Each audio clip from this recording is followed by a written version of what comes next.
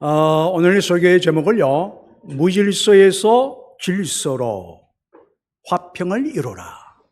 그러니까 무질서에서 질서로 우리가 나아감으로 우리가 화평을 누리고 하나님이 주시는 복을 누리자라고 하는 성경에 있는 그대로의 말씀을 전합니다. 여러분, 저는 오늘 주님이 주시는 말씀을 전하는 가운데에 우리가 이제 전도서의 첫 시간을 지난주에 우리가 말씀을 가지고 드렸죠. 근데 전도서는 우리가 잘 아시다시피 우리가 세상이 헛되다라고 하는 그 말을 우리에게 들려주신 것이 아니라 헛된 세상이기 때문에 이 헛된 세상 속에서 우리가 참된 복을 가지고 복된 세상으로 참 아름다운 세상이구나, 보는 눈이 달라지면서 후회 없는 인생으로 살아가도록 하기 위하여 우리가 해야 될 것과 하지 말아야 될 것과 무엇보다도 하나님을 바라보며 살아가는 신앙이 되어라. 특히 이제 어릴 때부터의 청소년들을 향하여 더 간절하게 외치는 하나님이 그 입술을 통하여 우리에게 들려주시는 축복의 말씀이라고 생각하시면 됩니다. 그래서 어쨌든요, 저는 이제 그 전도서의 말씀을 시작하면서 전혀 이제 뜻밖의 생각지 못했던 EBS의 지난주에 그 엔트로피 법칙, 그것을 보는 가운데에 열역학의 법칙이 생각나며 그렇게 이제 말씀을 드렸죠.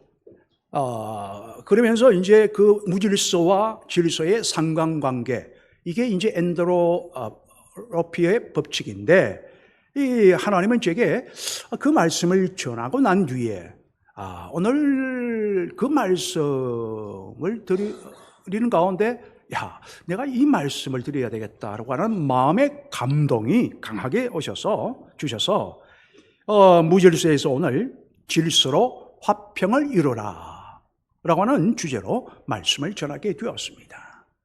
이 말씀도 생각나게 하신 것이죠. 여러분, 이제 일부에서는 고린도의 교회의 이야기를 이제 이후에 드렸습니다만은, 이 고린도 교회가 얼마나 많은 은사와 달란트들이 많았습니까? 굉장히 부유하고 그리고 은사가 많고 다양한 일꾼들이 굉장히 많은 곳이었죠. 하지만 그 교회가 너무나도 무질서하였다라고 하는 말씀인 겁니다. 하나님의 질서라고는 찾아볼 수가 없는 음란이라든지 물질의 도용이라든지 여러 가지의 그 일들이 벌어지는 것을 보며 무질서한 바로 고린도를 향하여 질서로서 화평을 이루라, 그리하여 복을 받아라 라고 하는 그런 메시지를 사도 바울의 입술을 통하여 바로 전하였던 것입니다. 여러분, 어찌됐거나 세상은요, 보면 이 점점 무질서해져 가고 있죠. 여러분, 세상이 지금 질서가 지금은 질서 있는 세계이다, 세상이다라고 보십니까? 굉장히 혼탁하고 무질서한 세계이다라고, 세상이다라고 보십니까? 굉장히 무질서하죠. 이란이 휴전과 트럼프와의 휴전협정을 맺었다 한들 며칠 안 가서 서로 또 포탄이 오고 가고, 우크라이나와 러시아의 전쟁은 정말로 피말리는 전쟁, 끝까지 가면 서로 죽는 거죠. 그런 상태가 지금 몇 년째 이어오고 있고, 또 저마다 나토와 자기의 또한 그 연결고리에 의해서 방산산업을 아주 더 늘리는 가운데에 정말 혼탁한 세상이 점점 되어져 가고 있는 것을 볼 수가 있습니다. 오늘 내가 어느 편에 쓸 건가? 오늘 내가 어떤 자리에 있어야 될 것인가? 우리는 정말 오리무중에 우리가 이 분별력이 없는 관계로, 오늘 시편 우리가 그 성시교독에 보면은 분별력, 판단력을 가지라라고 그렇게 말씀하고 계셨지 않습니까? 그런데 우리가 무질서하면 참 참 판단, 앞을 내다보기가 힘들잖아요. 앞에가 이 무질서하면 먼지가 뽀얗게 이게 있게 되어지는데, 그리 되면은 이 길이 어디인지 잘 분간을 할 수가 없는 겁니다. 그게 혼돈된 세상이라고 하는 것이죠. 여러분, 이미 지난주에 말씀을 드린 바와 같이 과학의 세계에서도 확실히 말하기를 무질서의 양이 많아지면, 즉 엔도르피가 커지면 질서가 줄어들고, 그리하면 세상이든 개인이든 교회이든 이 나라이든 재앙은 반드시 오게 되어진다. 왜? 무질서하기 때문에. 모든 것이, 여러분, 무질서한 흑인 LA에서의 옛날에 폭동, 그리고 최근에 일어났던 폭동들, 그거 보십시오. 무질서해지니까 남의 가게에 들어가서 막 물건을 함부로 집어오고 그저 탈취하는 그런 현상이 벌어지고 있지 않습니까? 그게 무질서가 범람하기 때문에 그런 거죠. 이게 바로 엔도르피의 법칙이자 바로 이제 연력학 제2의 법칙이라고 지난주에 말씀을 드렸습니다. 그런데 이 모든 것은요, 이미 성경에서 말씀을 하신 것이죠. 좀 전에 말씀을 드린 대로 고린도전서 14장 33절로 말씀하시기를 하나님은 무질서의 하나님이 아니요 오직 화평의 하나님이시니라. 여러분, 무질서의 하나님이 아니다라고 하는 것은 하나님은 어떤 하나님이라고 하는 말씀입니까? 질서의 하나님이라고 하는 말씀이죠. 질서가 있는 곳에 무엇이 따라온다는 겁니까? 화평이 오는 겁니다. 여러분, 이 무질서가 넘쳐나면요, 개인의 삶이든 교회이든 나라이든지 간에 화평과 평안은 무너지게 되어져 있습니다. 이 창세기 1장을 보시게 되어지면은 땅이 혼돈하고 공허하며 흑암이 깊어 있는 상태였다라고 말씀하는데, 여러분, 혼돈이 뭡니까? 무질서이거든요. 그러니까 이 무질서하고 모든 것이 공허했다, 텅 비어 있었다고 하는 거죠. 무질서의 상태에서는 우리의 마음에 아무리 노력을 하여도요, 내 마음에 지난주에 말씀을 드린 대로 만족함이 없는 겁니다. 언제나 허전한 거예요. 그런데 하나님의 말씀이 임하시게 되어지자 첫째 날, 둘째 날, 셋째 날 하면서 그 순서로 정하여 빛이 있으라, 빛과 어둠, 물과 땅이 구분되어지고, 그러면서 생명들이 자리를 잡게 되어지고, 마지막에 우리 인간을 보시면서 창조하시는 가운데 보시기에 심히 좋았다, 그냥 보기 좋았다라고 말씀하신 다른 그 창조물과는 달리 심히 보기에 좋았다라고 말씀하시면서 내가 질서 가운데 다 창조한 이 모든 것을 너는 이제 관리하고 다스리며 정복하며 관리하라, 하나님의 말씀에 따라서 그렇게 명령을 하시고 살아갈 때 이 복을 누리게 될 것이다 라고 말씀을 했는데, 그만 아담과 하와의 그 질서를 허트림으로, 하나님의 명령의 질서에 순종하지 않으므로 결국 이 땅은 황무지가 되었다라고 말씀을 드렸습니다. 여기는 창세기 1장에요, 정말 1절에서 3절까지 말씀해 보시면, 태초에 하나님이 천지를 창조하시니라. 땅이 혼돈하고 공허하며 흑암이 깊음 위에 있고 하나님의 영은 수면 위에 운행하시니라. 여기서 하나님의 영은 복수입니다. 그죠? 우리 한글로는 하나님 이렇게 말 나오지만은 원래 히브리어에는 복수로 나옵니다. 그러니까 성부, 성자, 성령, 하나님. 태초에 우리 예수님께서도 신약에 오셔서 창조 때에 내가 있었다라고 말씀하셨지 않습니까? 그러니까 하나님이 이르시되 빛이 있으라 하시니 빛이 있은 것이죠. 여러분, 어느 화가가요, 아주 캔버스에 이제 붓칠을 납니다. 이 그림을 그리는 분들을 이렇게 보면 화가 몇 분을 제가 이제 알고 있는데, 그러면 이제 캠퍼스 위에 이게 이게 밑그림을 이제 밑에 색깔을 칠하는 것을 보게 되어지죠. 저기서 어떤 그림이 나올까? 뭐 여러 가지 뭐 색을 넣어서 막 착하는데 보면은 그냥 뭐 아무렇게나 하는 것 같아요. 그런데 무질서하게 색칠하는 혼돈 같은 그림처럼 보이는데 나중에 완성하고 보니까 아름다운 그림이 나오더라라고 하는 말씀인 것이죠. 하나님은 그 무질서 가운데 하나님의 계산과 질서 속에서 그 모든 것을 창조하여 아름다운 그림, 보시기에 힘이 좋은 저와 여러분을 만들어 내신 것입니다. 다만 우리는요, 시간의 흐름 속에서요, 우리 삶도 그렇습니다. 지금 이 땅은 혼돈과 흑암의 소용돌이 속에 있습니다. 우리의 욕심이 있다 보니 세상이 무질서한 혼돈의 상태로 접어들었죠. 그러나 이 속에서도요, 하나님은 역사하고 계시는 거예요. 어떻게? 질서에 바로 붓질을 지금 또 새로운 그림을 완성하고 계시다. 아니, 만들어 놓으셨다고 하는 것. 그게 우리가 멀리 보면 새하늘과 새 땅이죠. 다만 우리는 시간의 흐름 속에서 그날을 기다려야 하는 것이고, 이 기다림이 제일 중요한 겁니다, 여러분. 하나님은 그게 인내잖아요. 하나님은 시와 공간을 초월하시기 때문에 그 전체를 보시지 않습니까? 우리도 가족 공동체인데요, 어떤 문제가 있으면은 어떤 그림이 그려질까?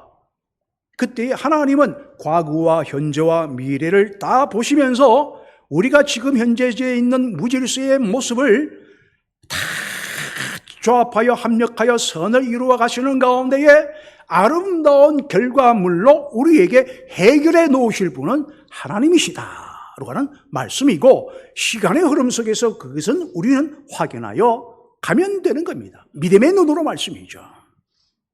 그래서 우리 하나님은 전지전능하시다.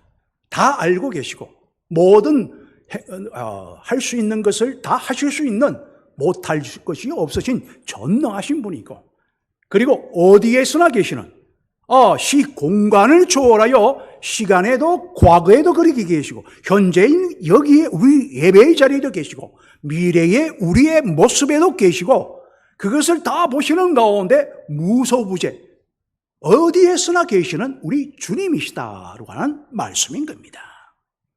다시 돌아가서 여러분, 과학은 연력학 제1법칙을 통해 가지고 이 연력학 1법칙 하니까 뭐 어렵게 여러분 여기지 마십시오.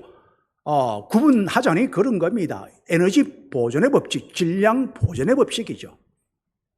그런데 이제 연력학 제2법칙이 나오면서 이것을 이제 하나의 에너지 보존의 법칙, 그 질량 보존의 법칙을 연력학 1법칙이라 하는 것이고, 그리고 이제 제2 엔트로피, 이 무질서가 많아지면 질서가 줄어든다. 엔트로피, 이것을 그래서 연력학 2법칙이라고 하는 겁니다. 그래서 이 연력학 제2법칙인 엔트로피, 곧 에너지는 보존이 되어지되, 에너지는 있지만 쓸 수 있는 에너지인 질서는 점점 줄어들고 무질서가 커져가는, 에너지는 똑같은데, 그런데 세상은 그리 되면 시간이 흐를수록 혼돈해지고 더 무질서한 상태가 지배를 하기 때문에 결국에는 정말로 어떠한 극한의 무질서가 여러분 무엇인 줄 아십니까? 바로 1차 세계대전과 같이, 2차 세계대전과 같이, 6.25 동란과 같이, 일제의 침략과 같이, 바로 무질서의 극한이 바로 그러한 전쟁, 대표적인 것으로 예를 들면 그렇다고 하는 것이죠. 또한 기후의 재앙, 그것은 당연히 무질서로 인하여 바로 재앙을 맞이하게 된다고 하는 것을 우리에게 들려주고 계신 거죠.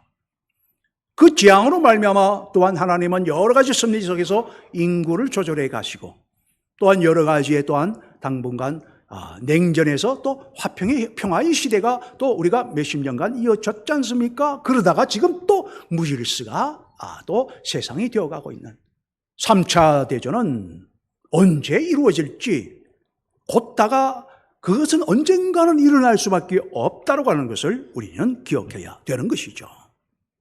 여러분, 아인슈타인은 그렇기 때문에 말을 했습니다. 그가 원자폭탄을 발견했잖아요. 만들어냈지 않습니까? 그런데 여러분, 그가 원자폭탄을 만들어내서 좋은 데 사용하려고 했고, 또 노벨이라고 한 사람이 다이나마이트를 만들어내었고 그것을 좋은 데 사용하려고 하는 산업 개발을 위해서 이렇게 좋은 데 사용하려고 했는데 결국 어떻게 되었나요? 그게 다 전쟁의 도구. 왜? 질서가 잡히지 아니하고 욕심이 들어가므로 사람은요, 욕심이 들어가면 무질서가 되는 거예요. 아담과 하와의 마음에 욕심이 들어가니까 바로 질서가 깨어져 버리니 세상이 바로 황무지로 변해버리게 되어지지 않습니까? 그래서 아인슈타인은 이런 말을 남겼습니다. 과학의 목적이 무엇이냐? 얼마나 그가 그로 인하여서 이 좋은 데 사용되어지지 아니하는 하면서 돌아보는 가운데 과학의 목적이 무엇이냐? 혼돈 속에서 질서를 발견하는 것이 과학의 목적이다. 혼돈 속에서 질서를 발견하는 것이 과학의 목적이라고 그는 입장을 분명히 하였습니다. 여러분, 우리가 교회에서 신앙생활을 함께 함에 있었어요. 우리가 무언가를 이루려고 하지 않습니까? 우리가 많은 계획들이 있지 않습니까? 그런데 여러분, 이 어떠한 우리가 참으로 많은 일들이 있잖아요. 여러분, 이거 한번 보십시오. 제가 이 매듭을 제 멋진 벨트 중에서 이제 하나 빼가지고 왔는데 10,000원짜리입니다. 예. 여러분, 매듭이 몇 개 있습니까? 3개 있죠. 사실은 매듭을 더 많이 만들 수 있는데 길이가 안 돼요. 그래서 3개밖에 이게 매지를 못했습니다. 보니까 매듭이 3개인데 하나는 조금 큰 문제가 있고 매듭이 꼬여 있고 좀 더 그보다 작은 매듭이 꼬여 있고 그보다도 조금 더 작은, 이미 이건 풀기가 쉽죠. 이것도 풀기가 쉬워요. 그런데 이거는요, 이것을 좀 더 꼬으면요, 이 풀기가 상당히 어려운 겁니다. 여러분, 사람이 아무리 꼬아 놓아도 하나님은 풀릴 수 있을까요? 없을까요? 하나님은 질서의 하나님, 바로 새하늘과 새 땅을 이루시는 분이기 때문에 모든 것을 풀어가시는 분은 하나님이십니다. 꼬아놓았다고 해서 못 푸는 것도 아닙니다. 그런데 여러분, 이렇게 꼬아놓은 상태에서 이게 이제 물 호수라고 생각을 하신다면, 자, 하나를 위에 걸 푼다, 아니면 중간에 걸 푼다, 이 밑에 걸 아무리 꼬아놔도 결국에는 애써서 힘써서 푼다 하여도 물이 앞으로 물줄기가 이 호수를 통하여 나올 수 있습니까? 없습니까? 나올 수가 없다는 거죠. 이 3가지라면 3가지의 문제를 다 풀어내야만 물이 자연스럽게 호수를 통하여 나올 수가 있다라고 하는 말씀인 것이죠. 그래서 여러분, 우리는 가족 공동체이지 않습니까? 우리는 가족이기 때문에 이것은 우리가 정말 함께 풀어가야 할 문제이다라고 하는 것이죠. 네가 풀어라, 내가 풀어라, 네 잘못이다 따지지를 말고 우리는 함께 풀어가야 하는 겁니다. 기도하는 마음, 하나님 앞에 무릎 꿇고 하나님의 질서에 순종하는 마음으로 지혜를 구하며 나아갈 때 주님은 우리에게 이 문제를 풀어가게 하시는 분이시다라고 하는 말씀인 것이죠. 여러분, 그래서 질서가 만약에 그래가지고 회복이 되어지면요, 하나님께서 주시는 것이 뭐냐? 화평이다. 즉 복이 우리에게 임한다라고 말씀하고 계시죠. 여러분, 그런데 이 주시는 화평은요, 단순한 우리가 지금 문제만 해결하는, 갈등의 문제만 해결하는 그런 단순한 그런 잠시간의 휴전 상태가 아니라 샬롬을 말씀하고 있는 겁니다. 여러분, 샬롬이 뭡니까? 진정한 평화죠. 예수님께서 말씀하시기를 여호와 샬롬, 하나님은 샬롬이시다. 예수님은 세상이 알 수 없는 평강을 너희에게, 세상이 줄 수 없는 평강을 내가 너희에게 주노라. 그게 바로 여호와 샬롬이다라고 하는 말씀인 겁니다. 그것은 우리가 내 마음에 있는, 또 우리 가나안 교회의 공동체에 있는 우리의 무질서의 상태, 내 속에 있는 성령의 소욕, 물체의 소욕 중에서 육체의 소욕을 죽이고 성령의 소욕으로 우리가 함께 우리가 힘써 성령의 소욕으로, 즉 하나님의 질서, 하나님을 바라보는 가운데에 힘을 키워 나갈 때 모든 문제, 이 매듭이 수십 개가 있다 할지라도 다 풀어지게 만들고 안 풀어지면 새로운 것을 만들어 가시는 우리 하나님이십니다. 그러니까 여러분, 정말로 우리 오늘 본문 계시록 21장 5절 말씀에 보시게 되어지면요, 보라 내가 만물을 새롭게 하노라. 여러분, 무질서 속에 전쟁이 일어나면 모든 것이 폐허이잖아요. 아담과 하와가 쫓겨나고 나니까 그 땅이 에덴 동산처럼 아주 이 푸른 것, 열매가 많이 있는 그런 동산이었나요? 황무지밖에 없었습니다. 보라, 그런데 그 속에서 주님은 내가 만물을 새롭게 하노라. 처음 하늘과 처음 땅은 없어져 버리고 이전 것은 지나가고, 이 말씀이죠. 새 하늘과 새 땅이 나타난다. 보라, 새 것이 되도록 해주겠다. 여러분, 하나님은 무질서와 혼돈의 끝에서 새로운 질서를 창조하십니다. 모든 눈물을 닦아주시고 사망과 고통을 없애주시는 분이죠. 우리는 죄인입니다. 어느 누구 목사인 저도 비롯하여 모든 중직자도 모든 성도님들도 다 죄인들입니다.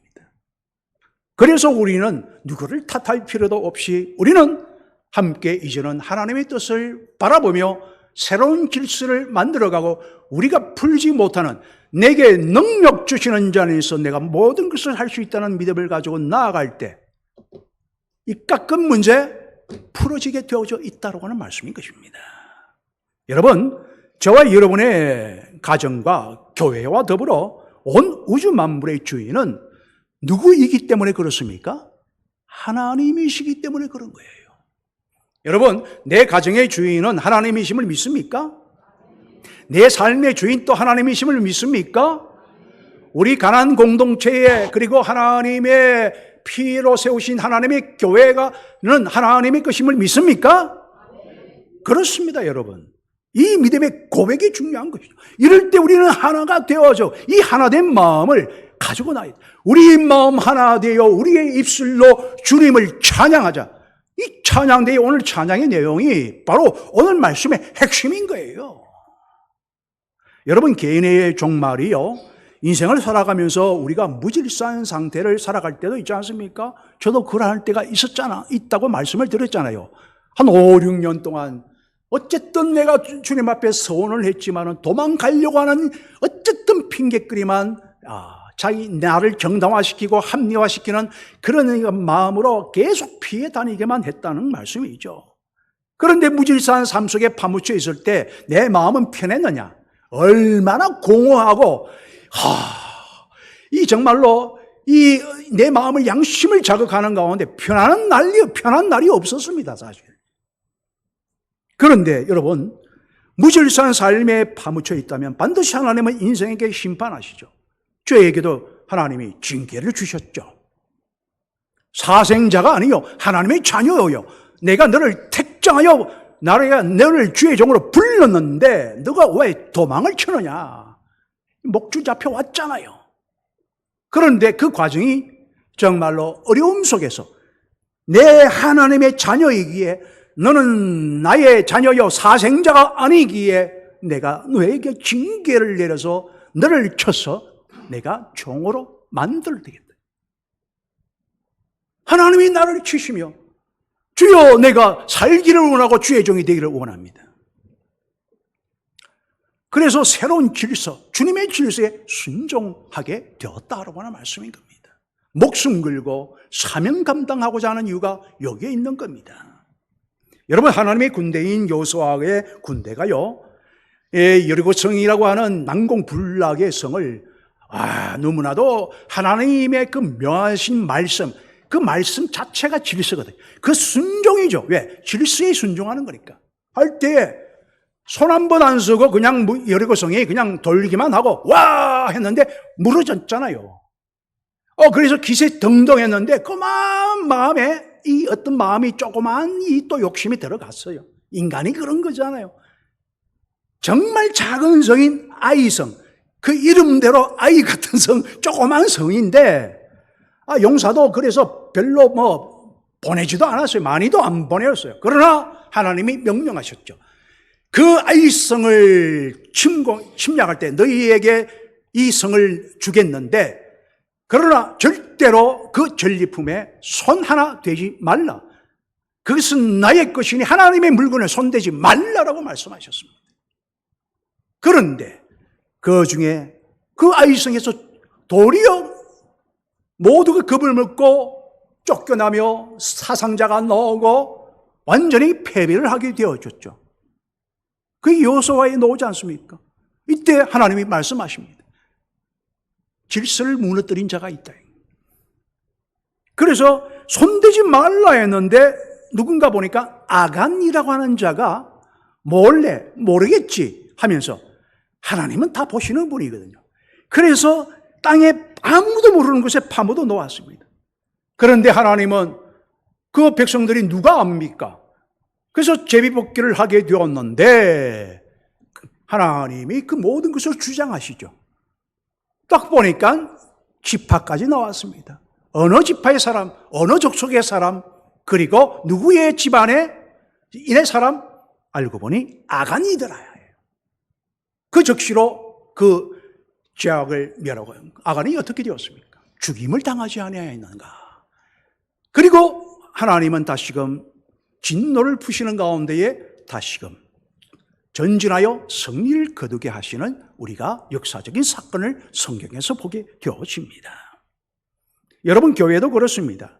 그래서 오늘 본문 고린도전서 14장 40절로 하나님은 모든 것을 품위 있게 하고, 품위 있게, 정말 그리스도인답게, 그리고 질서 있게 하라.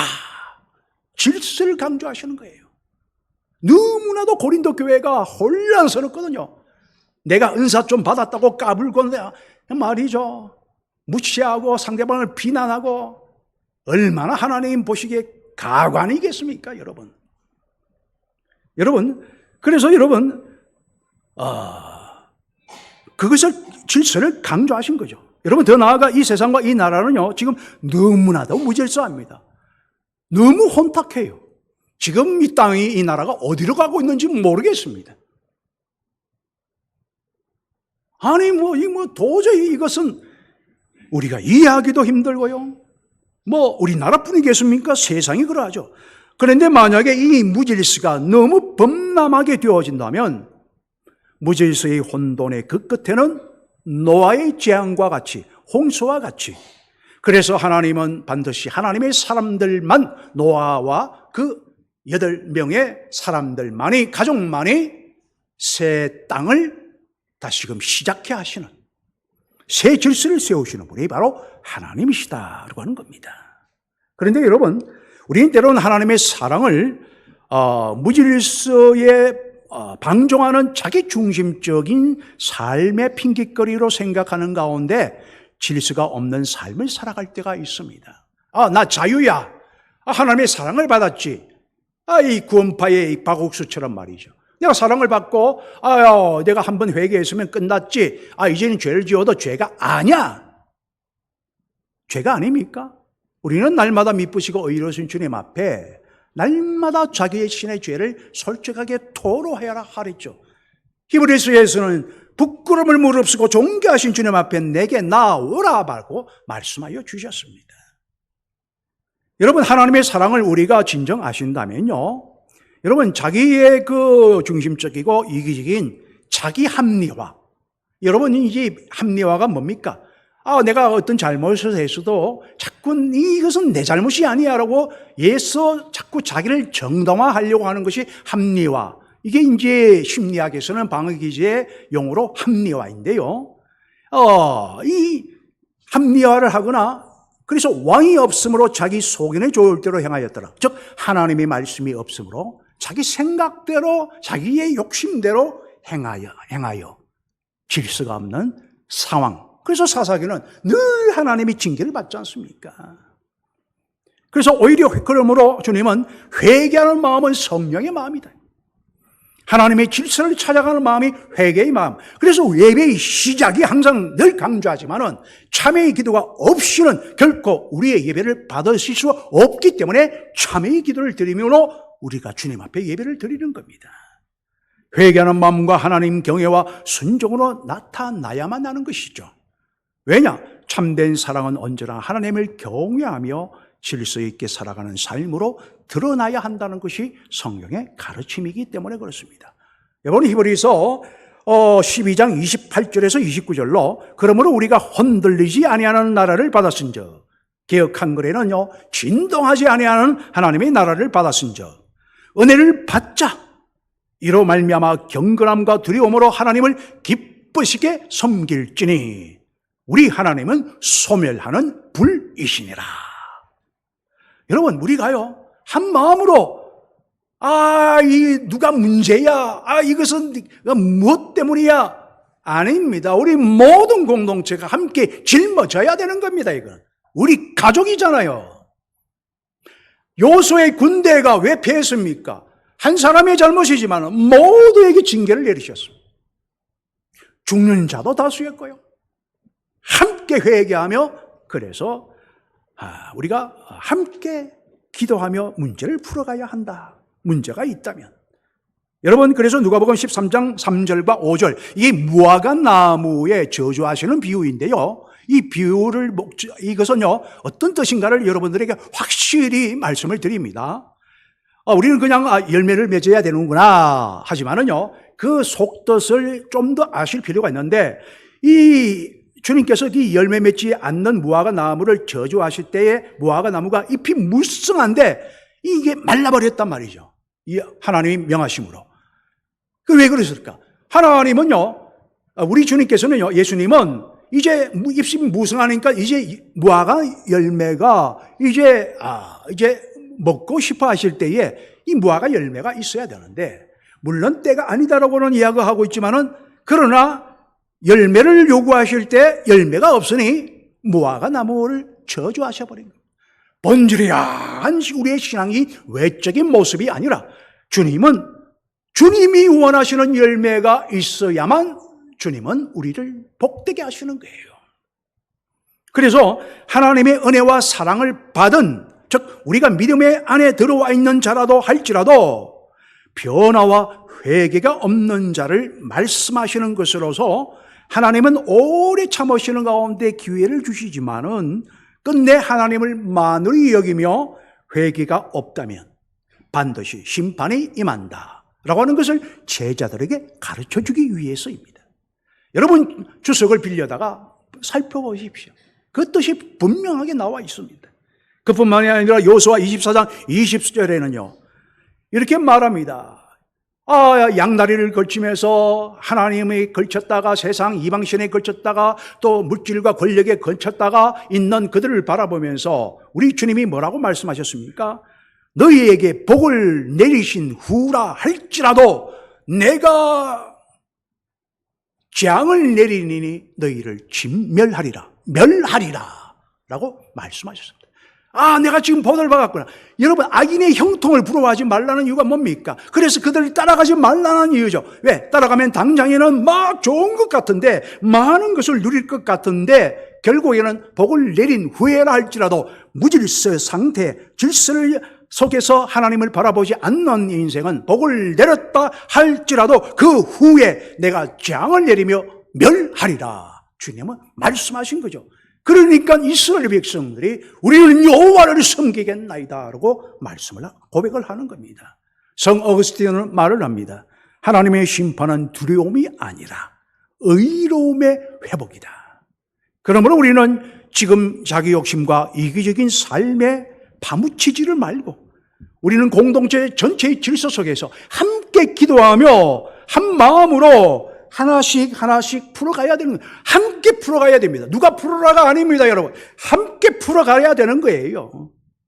그리하여 이 땅과 이곳에 질서를 회복하고 하나됨을 이루어야 되는 것이고, 장차 우리의 개인과 가정과 우리 교회에서도 나아가 이 나라 이 땅에서 그리할 때에 완전한 하나님 나라의 화평을 미리 맛보는 길인 것입니다.